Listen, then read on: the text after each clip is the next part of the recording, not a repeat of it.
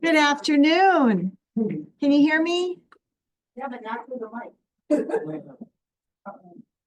It's on. It's on. It's on. If I start doing Peter Piper picked, you'll hear the pops, I'm sure. So welcome to the Writers Project, the first of spring 2025. And sadly for me, my last semester in this role, but Professor Pete Fernbach back there is my quite able successor. Yes, absolutely. Yeah, come on in, get comfy. We have refreshments for you. And we wanted to let you know that next, on the 10th, excuse me, Monday, February 10th is our next reading with actually something totally different. Sean Rowe, who's a local songwriter and musician. So if you're interested in poetry, songwriting, crossover music, any of that, he's going to come and play for us and answer your questions. So tell your music department friends, and I'll share the word as well.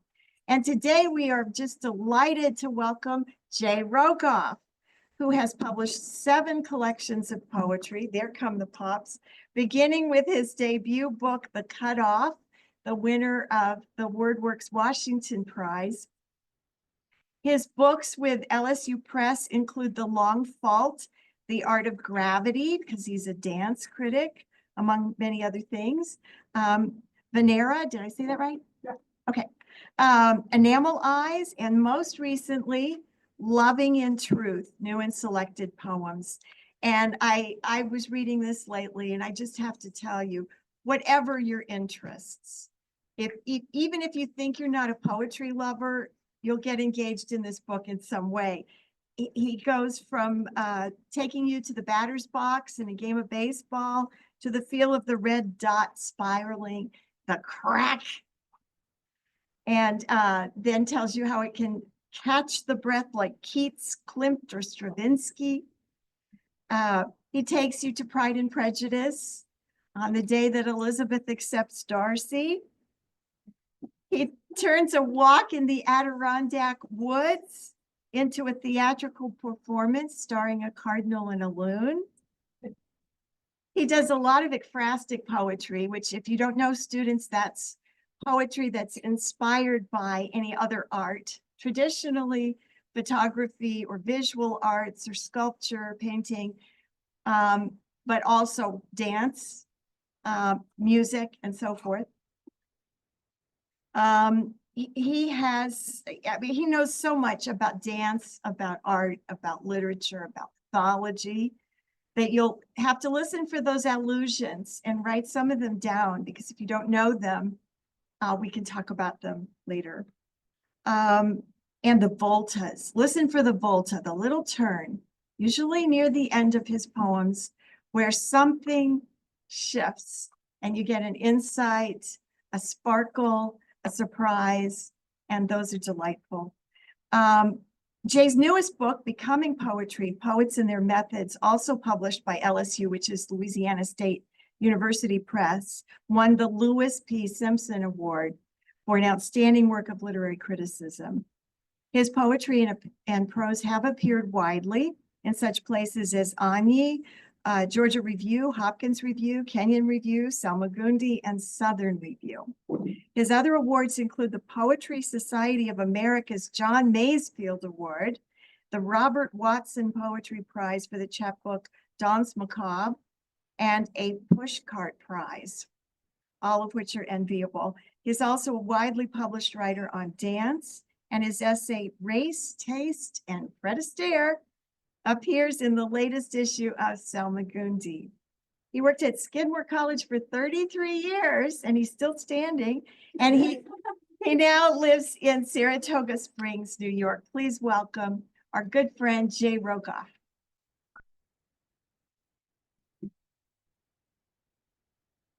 Thank you, Kathy.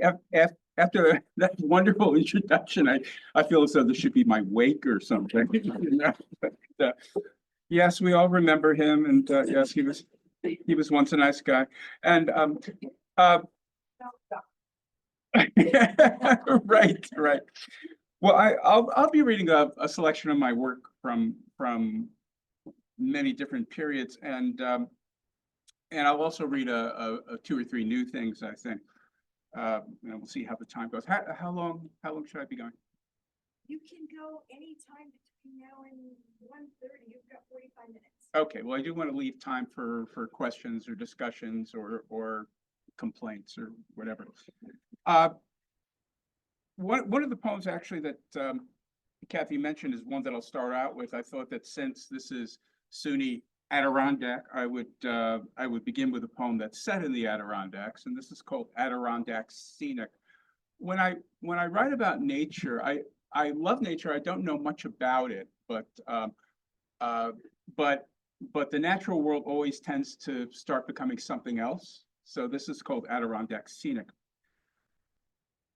The blue-hung clouds dangle, a wavering curtain above the stage-flat lake, as though a show were about to start.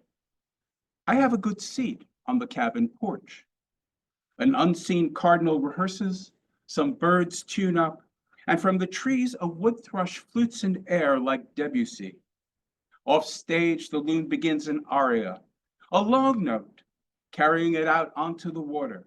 A long note, and then it laughs. It can't recall if this is tragedy or opera buffa. Back and forth it shuttles, deciding, and before I can call you out to catch the ending of the second act, asbestos clouds ring down, and I run inside, battered with the applauding rain.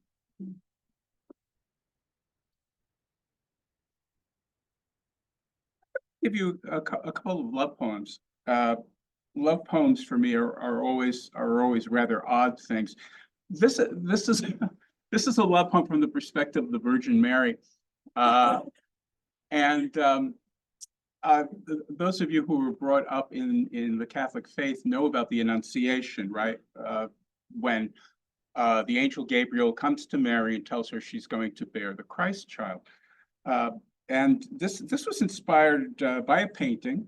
Kathy said I do some ekphrastic poems by a German painter named Grunewald, Matthias Grunewald, that depicts the Annunciation with this overpowering angel and Mary sort of cowering back.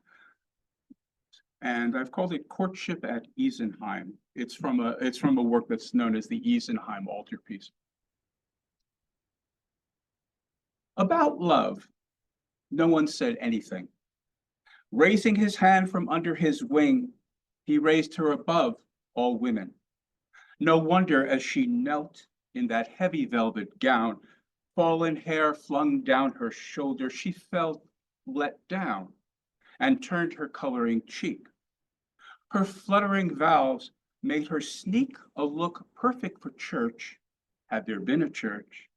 Sly Sabbath eyes, nailing boys, not the book in her lap where a virgin would conceive. Who could believe it? A look she knew could kill. But an angel? He was something, beautifully made, decked in gold brocade and red silks that swirled mysteriously around him. He kept his scepter back, kept her at arm's length from his curled hair, his fingers articulate as a dancer's. In the red room, a flint struck the steel chime of his bedchamber gaze, igniting her desire to press his bee-stung lips to hers. She would have died for that, but heard his sentence promise, no angel, no man. He gave his word. What could she say? How could she seduce heaven? She felt her heart palpitate, her blood curdle, as like a torch his eyes sought her averted face, her free, unnatural eke, hid in its art her nerves' unbearable thought, an only son who would possess the only limbs to tangle with, the only heart to beat against her own. That eke is from Mary's reply to the angel, which is Ecce ancilla Domini. Behold, I am the handmaiden of the Lord. All right, this is a little little more arcane, a little less arcane, excuse me. This is called the kindergarten heart. You know, some of you may be too young to do this, but you know, when you are in an unhappy position, you go back through your life and think of all of the people you knew, especially the people that you were attracted to, and wonder, where are they now? Could I get in touch with them? What would they be like? I mean, Facebook has made this possible, actually. And actually, I am on Facebook with one of the women in this poem. This is called the kindergarten heart. That's how far it goes back, right? Kindergarten heart. Oh, Judy May, how have the blue years hurt you? Memory makes the downy hollow of your upper lip lovely as any form rubble shot from the mallet of a sculptor has left in marble. I moved away. All moved away. Those years where Judy May and Lynn Soffer sit sipping milk, eyes lit, mischievous, their woodblock fortresses guarding the future, where their sighs betray me and offer love to men unworthy. Their cascade of chatter can't hide the cynical curve of lip, the speculation of eyes that watch the pudgy kid in drab olive and bewitch him into a dream love will crystallize and save him, cracking to free him from the sad, balding, divorced man he must become, who sits in a room imagining their stares at evening into their children's eyes, and remembers when the kindergarten teacher, Mrs. Silverman, sat him in the corner after the kiss he still swears each awarded him when he handed each a handmade Valentine. All right, a little, oh. Unfortunately, we're going to continue the pathos a little bit. You know how we fall in love with performers, right? We fall in love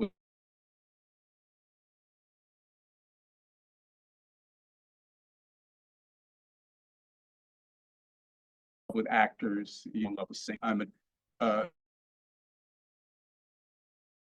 a dance critic and about my favorite ballerina of the last several years. And we do fall in love with performers and artists, not for who they are, but what they are capable of doing.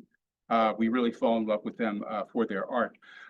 There's a mention of Balanchine in this poem. George Balanchine was the head of the New York City Ballet for many years. Making a fool of myself over Maria Kovrosky. Streamlined as the ornament on a Packard, swan in takeoff under the ghostly blue stage light, her face a sphinx-like impassive icon chalked with Tchaikovsky. She's a dancer Balanchine would have loved bone and sinew, heir to the muse's mantle, looter, cruel, and stupid with genius. Music, movement, and blank sex knocking not the crotch, but my chest and poor brain. Charming?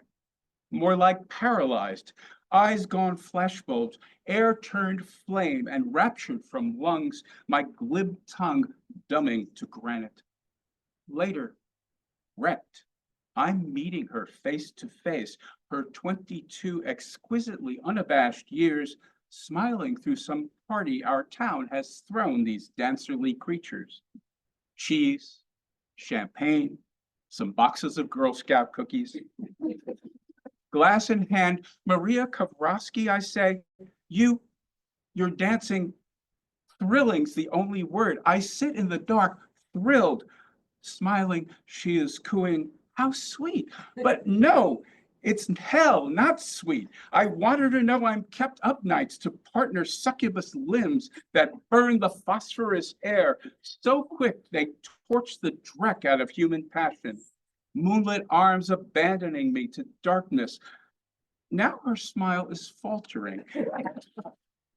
Now my wife says, don't be afraid. He gets this way sometime. But he's harmless, really. God, I bought a pair of your satin toe shoes, battered, hardened, stripped of their ribbons, nude pink, ragged with point work, shoes your feet have danced in, where sweat-conducted contacts sparked to generate light, divine toes crammed in boxes signed by your hand. My hands now fondling your footsteps, hear me out, terpsichore, on my knee bones, drive me crazy, cripple my days with beauty. Naked relics clutched to my cheek, I breathe their reek of sheer ether.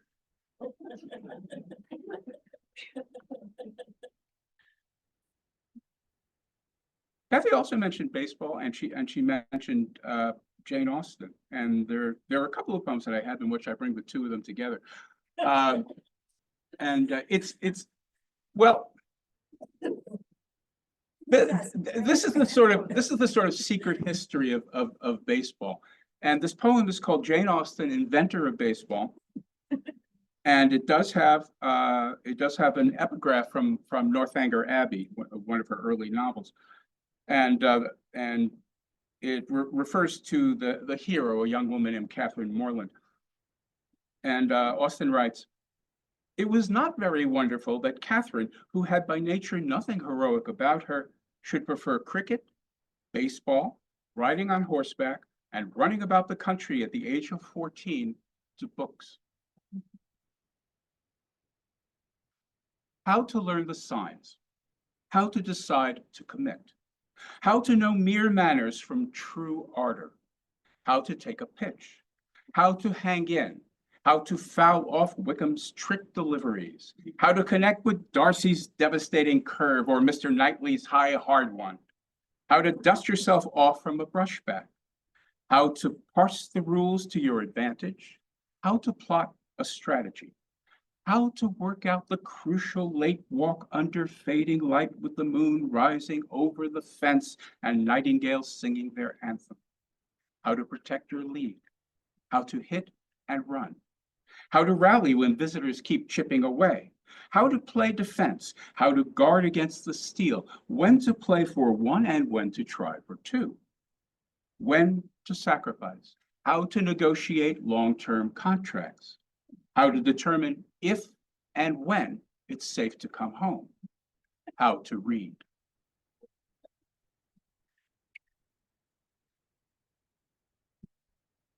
All right, it's time to bring a little death into things, I think. Yes, somebody said. Can't be one of the young people, right? It has to be one of us, right? Okay, all right. I think this is in Worcester, the Charles Ledre sculpture. Yes. I think so. Yeah, yeah. At the Worcester Art Museum, I was stunned. Another ekphrastic poem, a poem about a work of art. I was stunned by a sculpture, very realistic looking. It's about 2.5 feet high, and well, you'll hear in the poem why I was kind of stunned by it. Such stuff. It's inspired by a sculpture by Charles Ledre called Tower. A high stool perches on a Rietveld chair. The Rietveld sits upon a shaker table. The table straddles the ridge of a little house that rests upon a chest of drawers, supported by another chair, another table, on down to the stepladder, the sideboard, the great sprawling desk, and the wheelbarrow leaned against an antique bedstead stood on its head. The world piled up on this precarious 3-foot tower, the sculptor carved, the label says, from human bone. How could anything human take in hand a just cold rib, put its mortal architecture to the knife, and whittle into virtual life a ghost chair from this scrap of perfect spiral that guarded a heart? Is everything material? One man's mate had been his bone. Such stuff, still warm, fashioned into flesh, black hair, and an insatiable instinct for fruit and information. Thanks be to knowledge, the canker, the drop of vinegar we might not notice corrupting the wine. Thanks to the curator, we know our medium, the assembly of our clean, cruel furniture into the strange balance that maintains us staring speechless on this brittle, beautiful tower.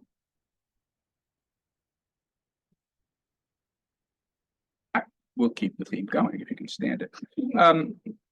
In Mexico City, there is a museum, which is a former convent, a former Carmelite convent, so a place where nuns lived and worshipped,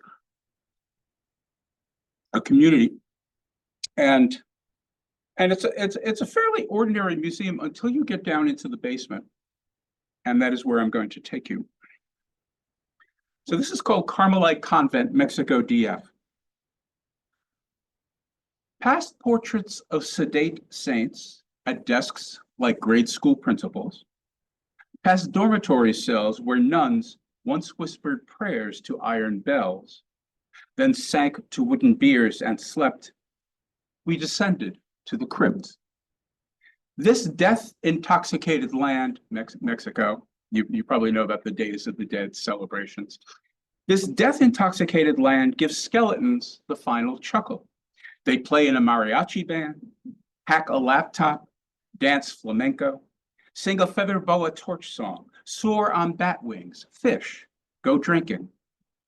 Death makes mirth in Mexico. The jawbones slacken in a laugh. The lively eyeless sockets know nothing ends in an epitaph. For pleasure lies in getting stripped of everything. Then, in the crypt, the glass-topped coffins let us view the corpses of some denizens of a colonial century. Some of abbots, some of nuns, others sporting finer dress, all whitened by the same distress. A person often mummifies in the capital's sapless climate. Though ancient gum sealed one nun's eyes, some woolen and some fleshly habit had worn away. Thus she gave us a peekaboo flash of naked pelvis. Others suffered harder wear, ribs poking out between the buttons, their boots sewn of the supplest leather for bourgeois metatarsal bones, each now clumsily damned to dangle from the slenderest, whitest ankle. We couldn't say they lay at rest because the mummied mouths stood open with this or that peculiar twist, as if their maiden glimpse of heaven contradicted what they'd heard. Every body looked appalled on death or the death of an illusion. Though one skull, maybe once a lawyer, grinned with clean white satisfaction atop his once tight boiled wool collar, grown ample. The kid glove on his fist skinned back to bare a knuckled wrist.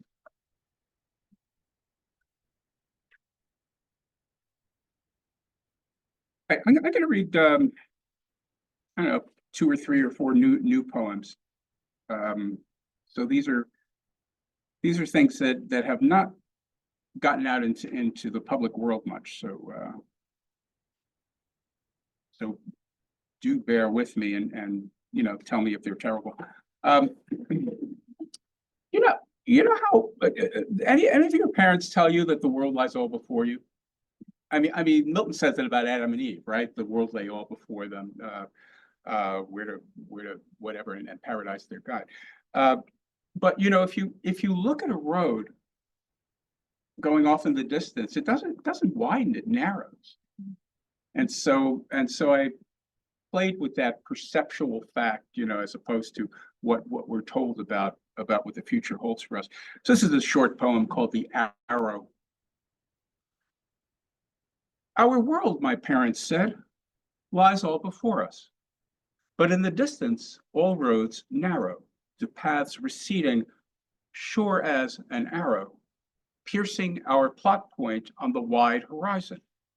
And as our storyline grows thinner, we can no longer turn a corner, and green chances fly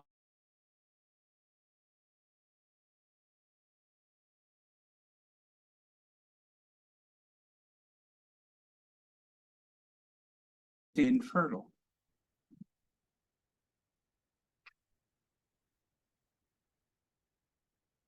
You probably know the Orpheus story, yes? How Orpheus is into the underworld to bring back his dead wife Eurydice, but he is told not to look back at her, and she then disappears. Orpheus was obsessing me for a while. I have several Orpheus poems, but this is a more a recent one. The part of the story you may not know is that then Orpheus is descended upon by the Bacchants, and he's torn apart, and his head, he's decapitated, and his head floats down the river, still singing as it goes. Okay. So this is about that. It's called Song. And I guess it's called Song because it's trying to be a song, and because it's kind of about song. Yet the head, cut off from the body, still sang, floating downstream, curling in currents seaward. Fish and frogs sprang out of its path at unheard melody, falling out the tortured mouth. And the shocking eel flung current down the length of its bony keyboard. That's when nature fell out of tune, all songbird harmony failing. Creatures stopped communing with those clear notes, sinking teeth in time with the poet's mute lutes, music of losing. Iron claws, nailed punishing scales, off tempo, as when back I looked at my lifelorn lover, irises closing.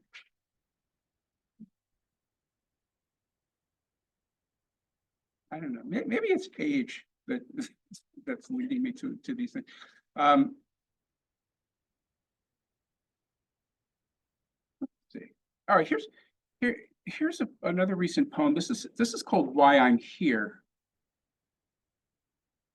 And it's a bit of a narrative of my ancestors and what got me to here, to where I am.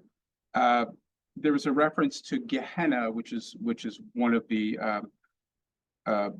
terms for the Hebrew concept of the underground, which is a rather shadowy conception. It's kind of like, it's very like the Greek Hades. You know, it's not as architecturally constructed as the Christian concept of hell, purgatory, and heaven. Why I'm here.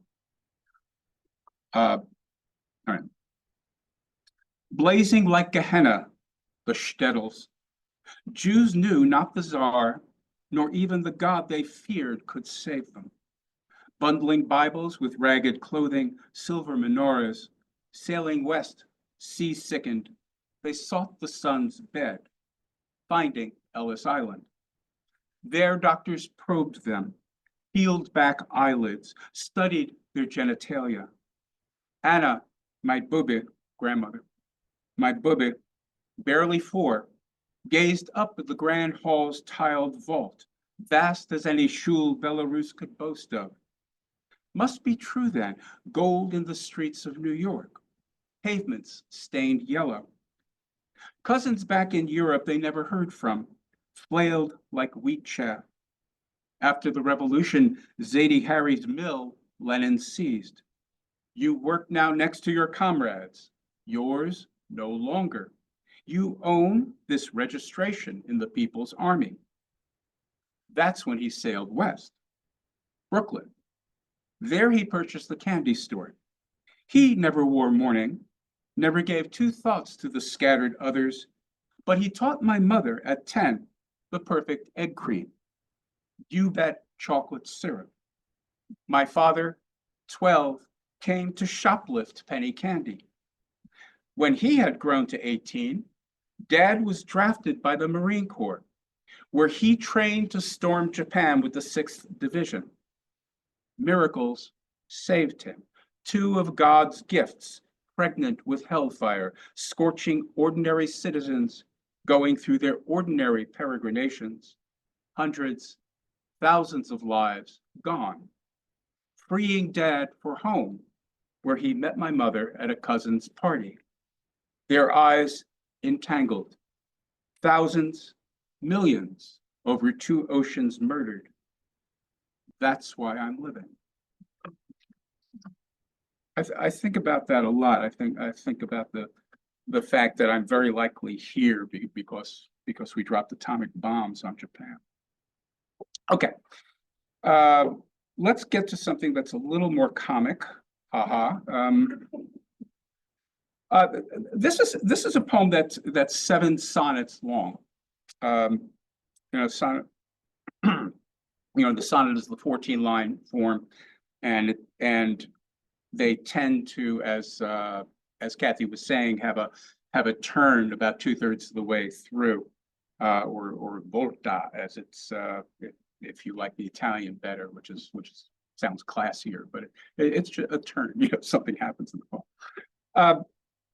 This is about the Abraham and Isaac story. Do you remember the Abraham and Isaac story from Genesis, where God tells Abraham to sacrifice his only son, Isaac? He's actually not his only son, but that's another whole story.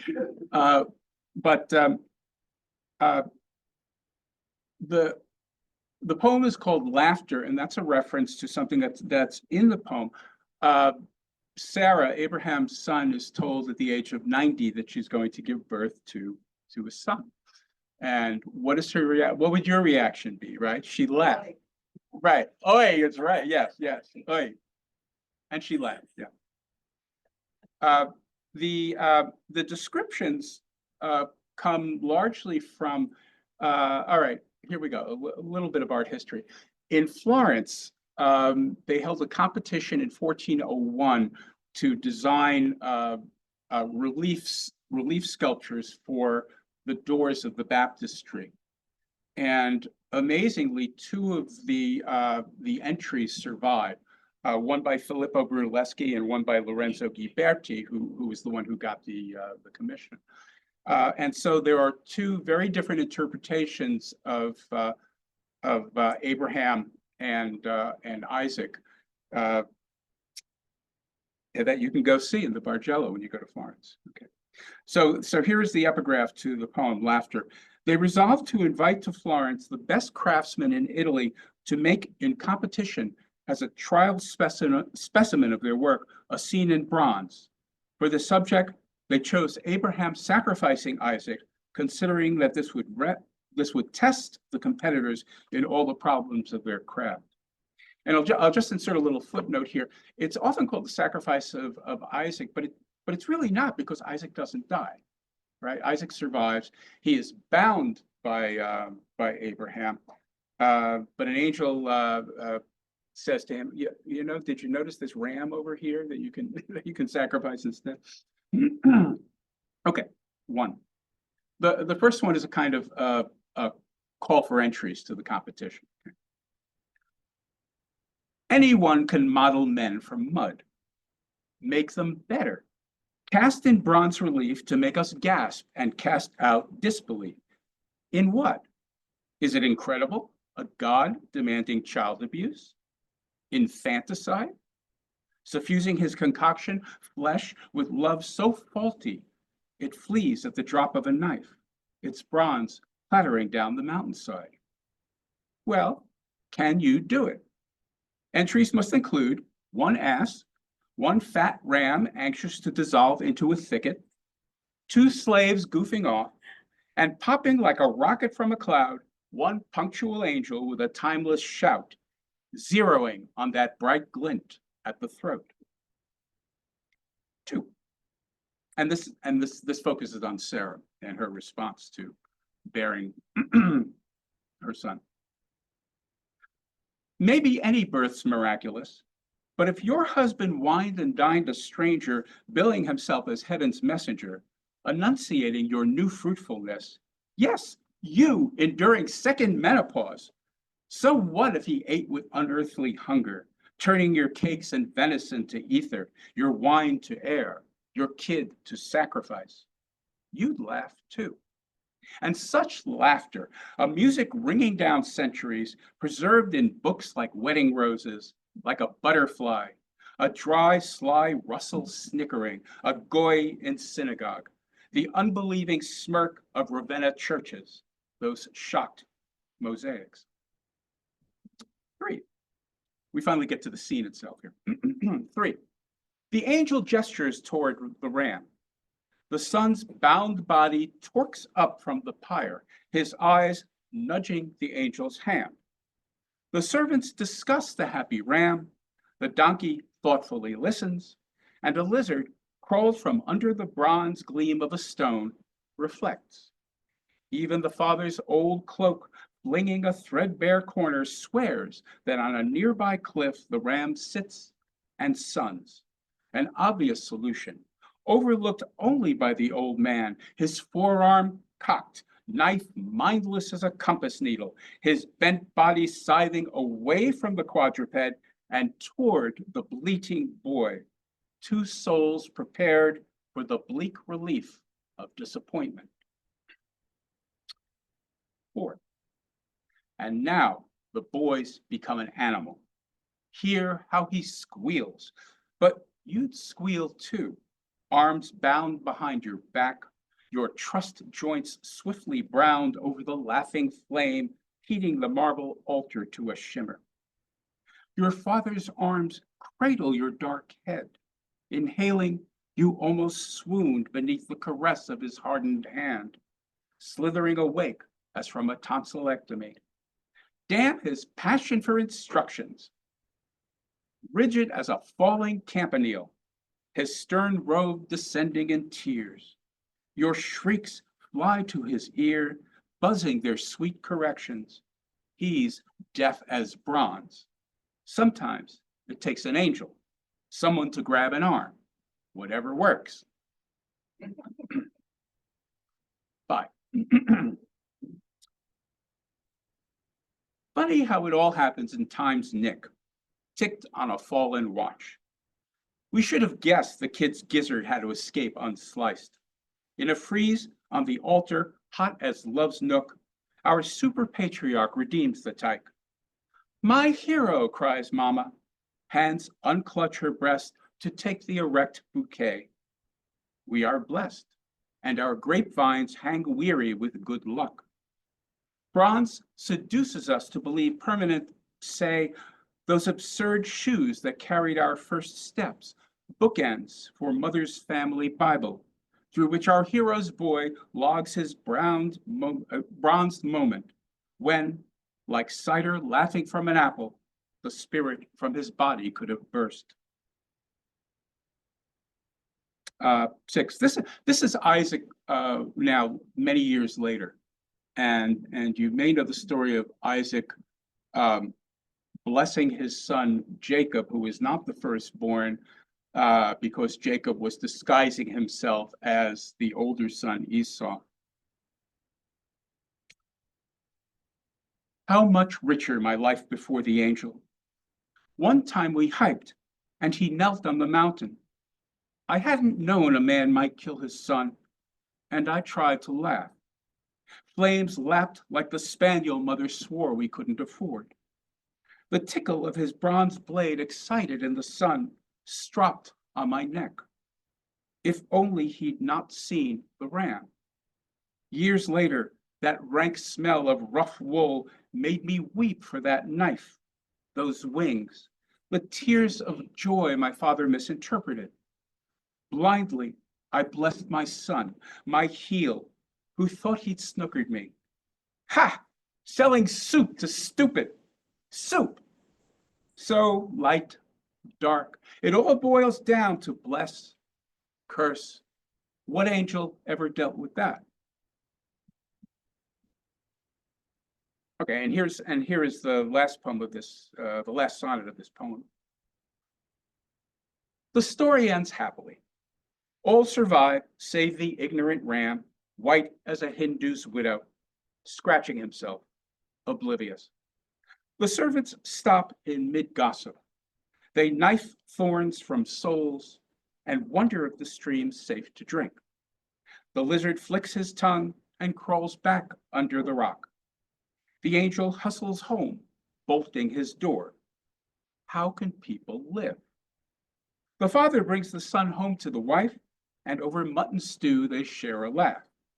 The old man passing on his old belief, dies, leaving the son to confound his own twin sons, hopelessly blessing the wrong one, life bumbling on in comparative relief.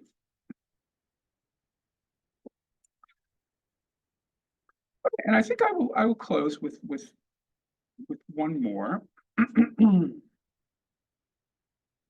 I can find it. Okay.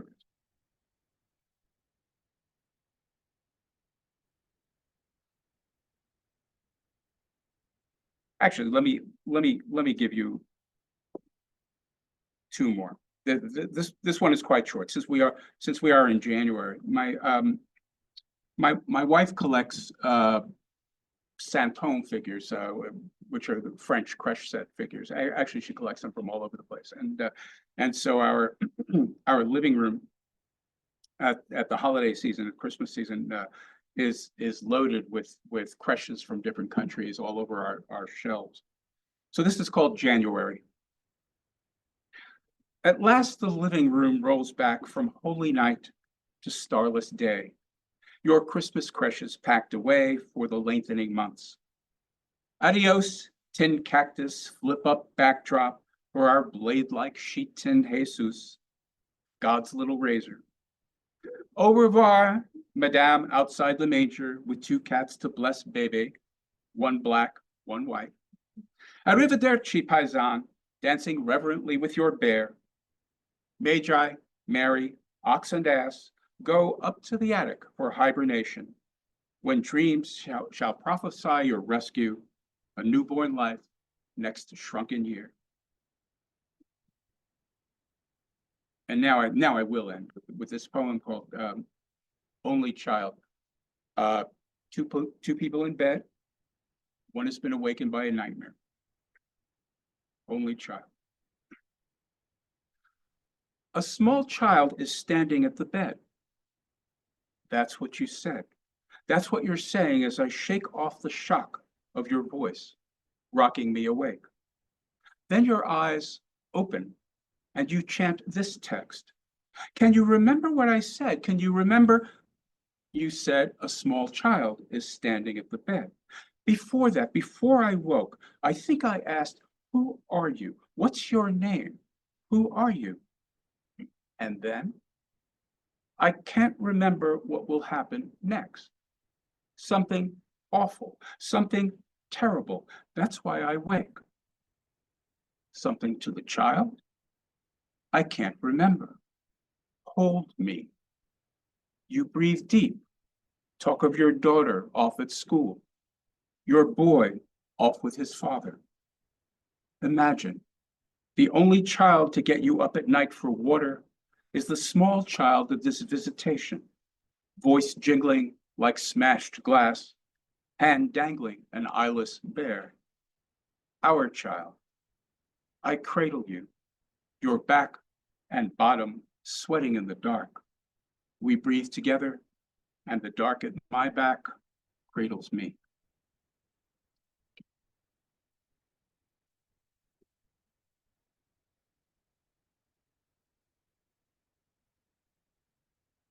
If people have questions or complaints or corrections, I'm happy to talk to you. Yeah.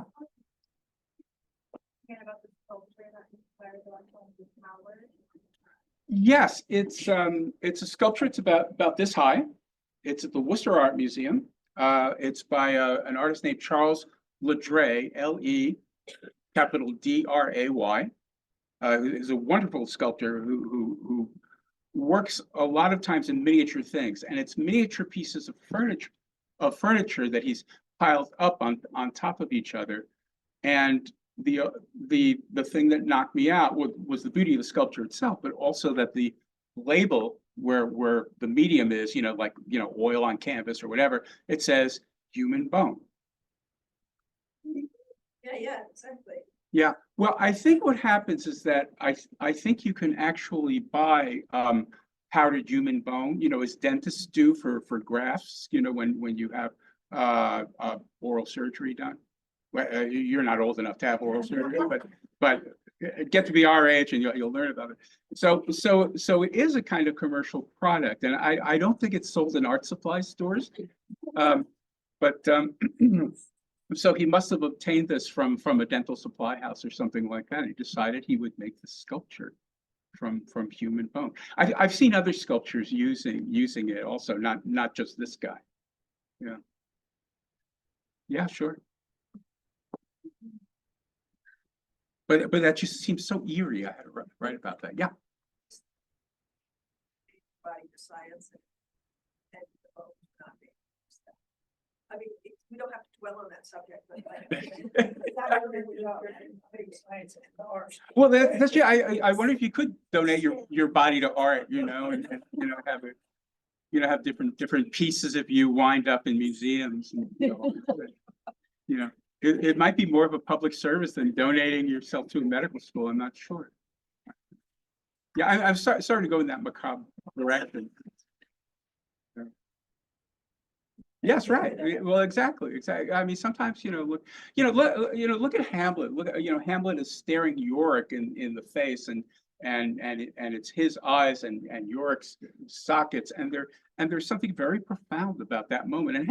And what does Hamlet do? He makes jokes, and I think he's doing it not to evade the fact of death. I think he's really encountering it with all the resources that we have as human beings to enable us to endure.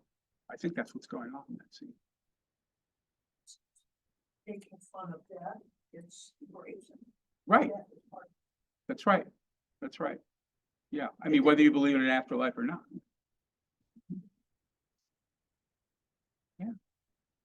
Any other questions? Yeah. Nancy. What about your relationship to receive your traditional forms? Like when you use it, you just say, yeah, I'm gonna sign mood or. Yeah, actually, you do sometimes do that. Yeah. No, sometimes you do feel as though you're in a sonnet. Well, one thing is, first of all, I love rhyme. You may have heard some of the rhyming in some of those poems. You may not have heard some of the rhyming in other poems because I tend to slant rhyme a lot. So I will, as easily rhyme live with move as I will live with give. If you hear, the difference between that.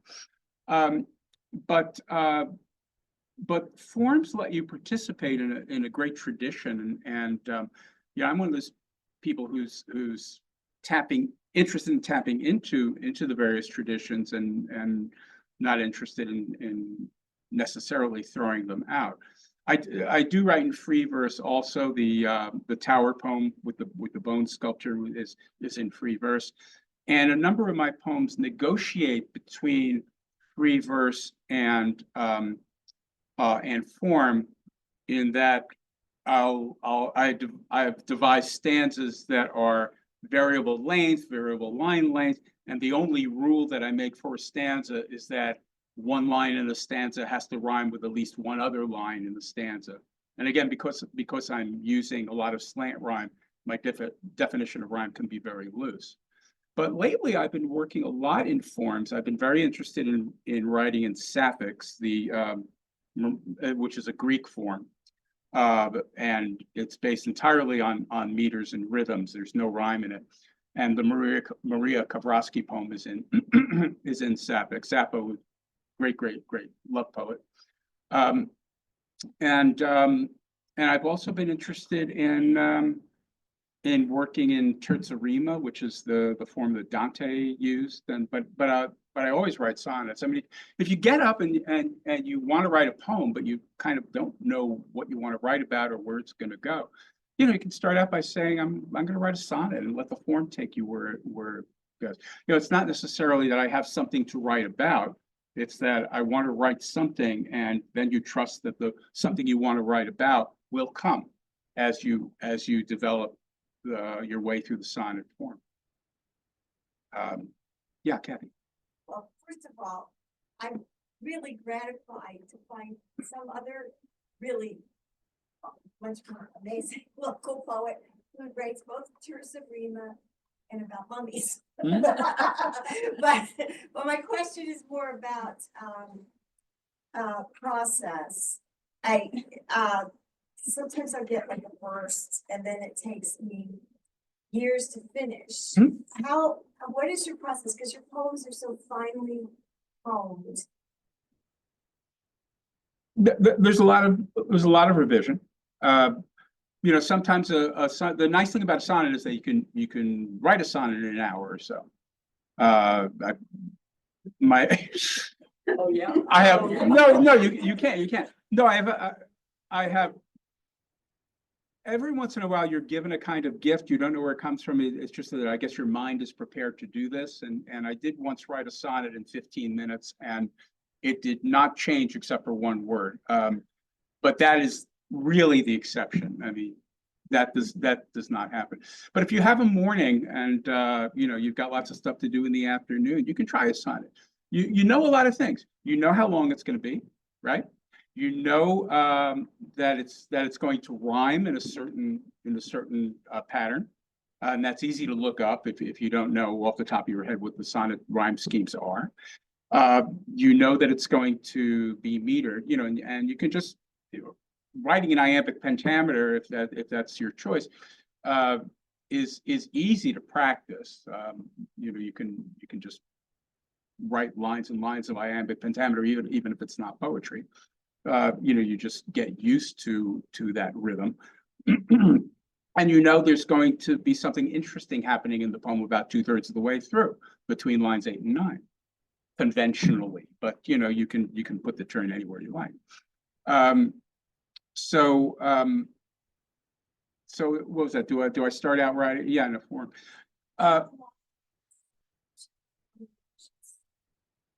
Some poems I've been revising for 30, 40 years.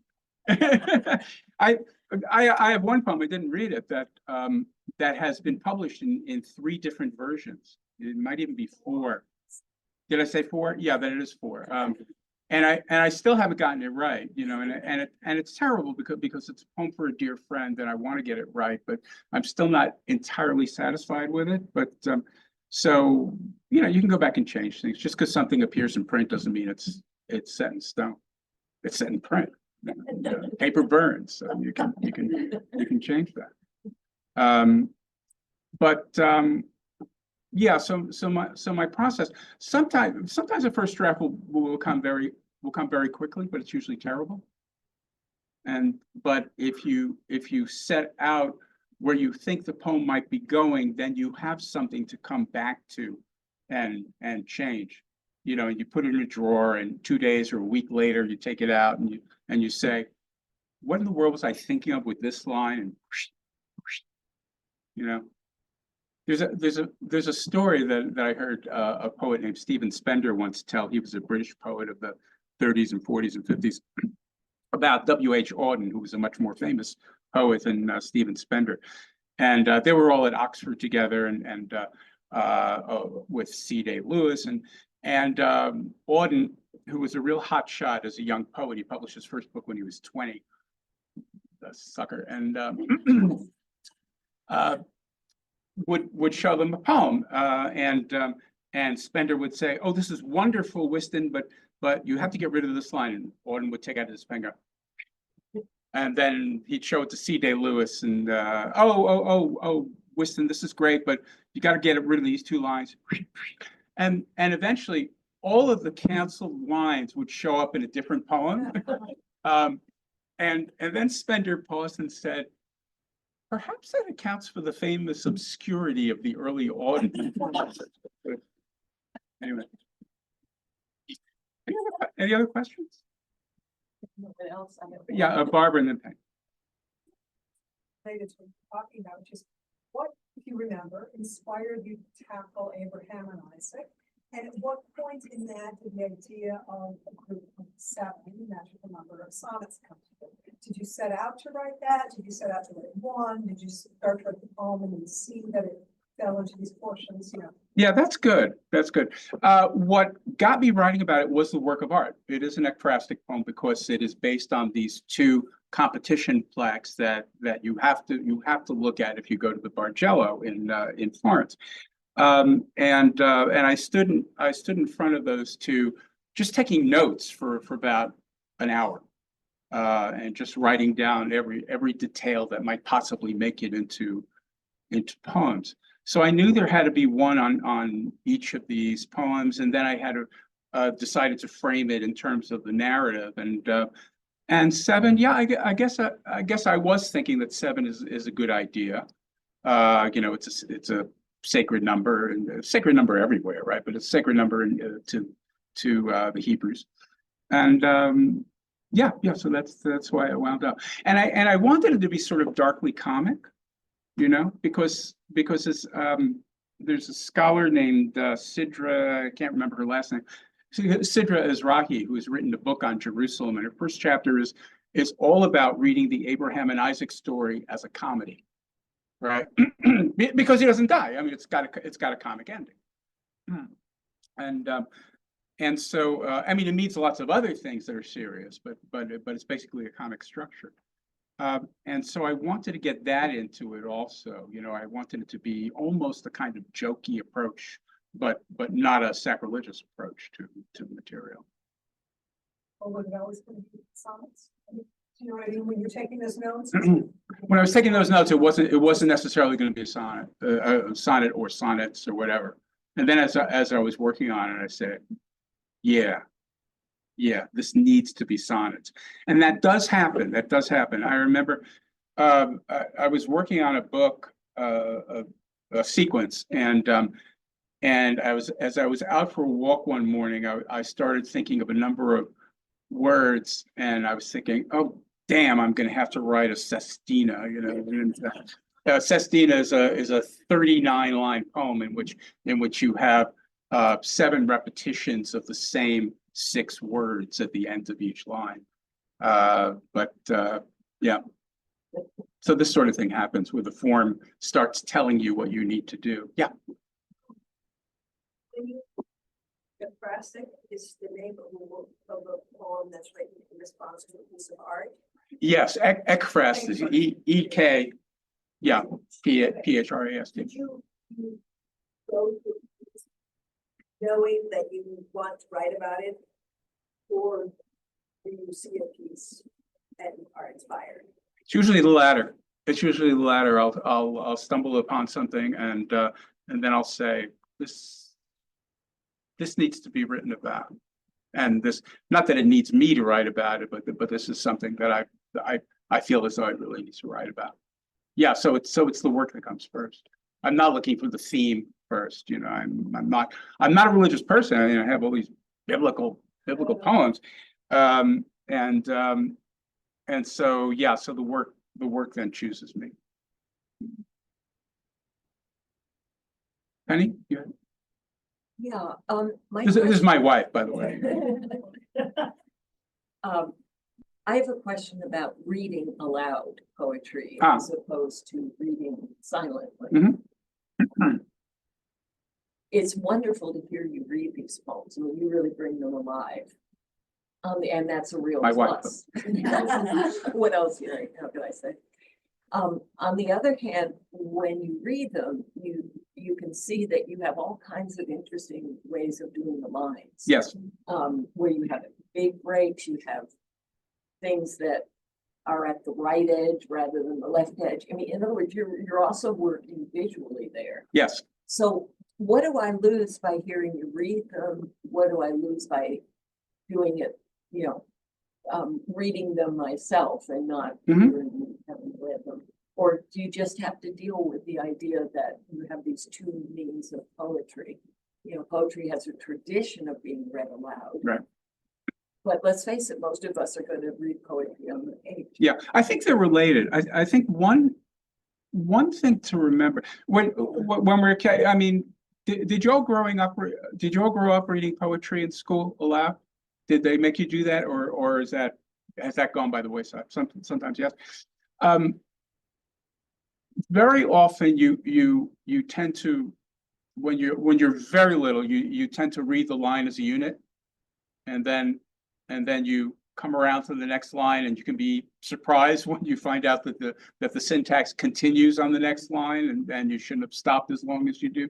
So then later on, you're told to just read through it as though it were prose or a sentence. And I think the real answer is somewhere in between. I think it's correct to have a slight pause when you have what's called an enjambment, a line break in the middle of a grammatical structure when there's no punctuation, because I think it's useful to have the audience hear where the line is, where the line has its integrity, and because William Carlos Williams says that the enjambment is an event in a poem. So what happens between lines becomes important. And so I think it's important to insert a little bit of artificiality when you're reading. So for example, in that last poem I read, the word something ends a line. The first line on the next line, the first word on the next line is awful. And so I usually make an effort to say something awful, which works emphatically. If you were on stage, you could say that as a line, just that way. But it's also reflected in the way the lines are set up. So I do want there to be a relationship between how I'm reading a poem aloud and what your experience might be looking at it on the page. So that there is just this infinitesimal pause. A professor I had said, you want to pause as long as it takes your eye to move to the next line. So not a complete period stop, but a little hesitation.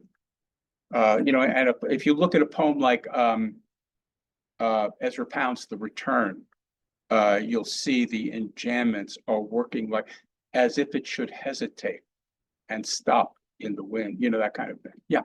So when you are working to polish the piece for publication, presentation of the world, do you combine reading silently and reading aloud? Yeah. Do you revise? Yeah, I always read them aloud. When I was very young, I would read into a tape recorder. We used to have these things called tape recorders. And I would read into a tape recorder and listen to it back. And then as I came to trust my ear more, I kind of knew what I was doing with voice. And so yes, so I do read aloud and see if it's working. And then what I hear will sometimes lead me to change something. So one could say that your poetry, when it's written, becomes a visual work of art. That's interesting. Yeah, there are many ways of looking at it. I mean, some people would say that the poem is written is like a musical score, and I don't really hold with that because mostly because we live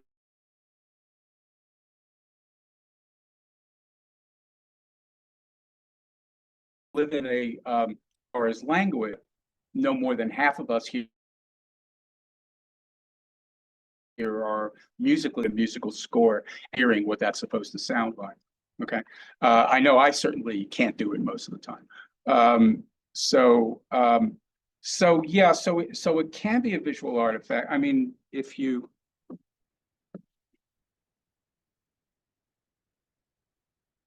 let me see if I can find it quick. Obviously can't find it quickly, but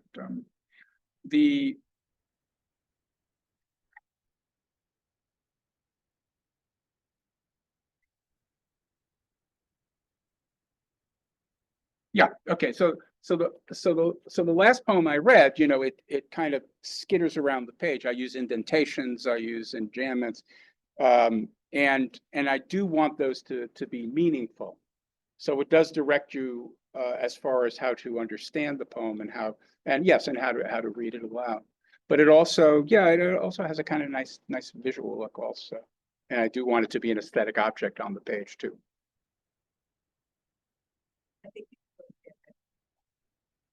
I think that's true.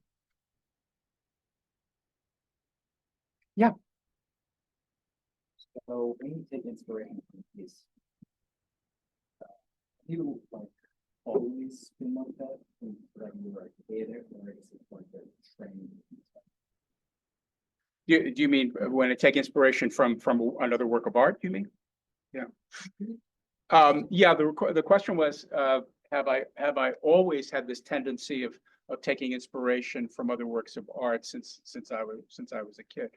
Well, I don't know about kid, but you know, when I was little, I was writing, you know, narrative poems that were imitations of Dr. Seuss. But so if you like, I mean, I was taking the inspiration from Dr. Seuss and stealing from him.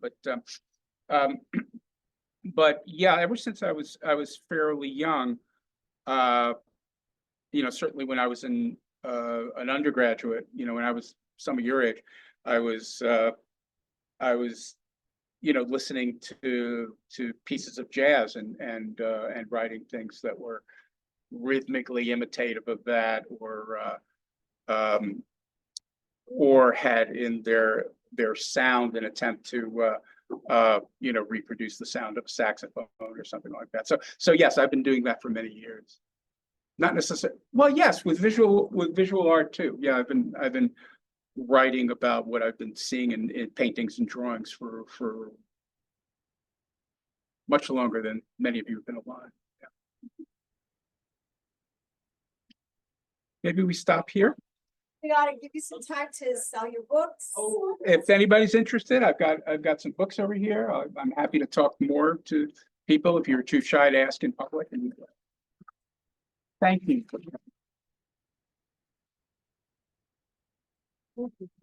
One more word. Yes, Kathy has another announcement. One real quick announcement. Thank you for coming. Please get food. It comes out of our budget, so we really want to use it. I think I can recite our schedule coming up for the semester. On the 10th again is Sean Rowe in February. On the 24th of February, we have Marnie Penning, who's a memoirist and an audiobook actor, an award-winning actor and narrator. On St. Patrick's Day, also the late Dr. Stu Bartow's birthday, we have David Graham reading poetry. On February 7th or April 7th, we have Philip Chase, who is a fantasy novelist. And then on April 28th, we have Megan Mayhew Bergman from Middlebury College, who is a feminist, a journalist, an environmental writer, and a fiction writer. So she'll be a lot of fun. Thank you very much.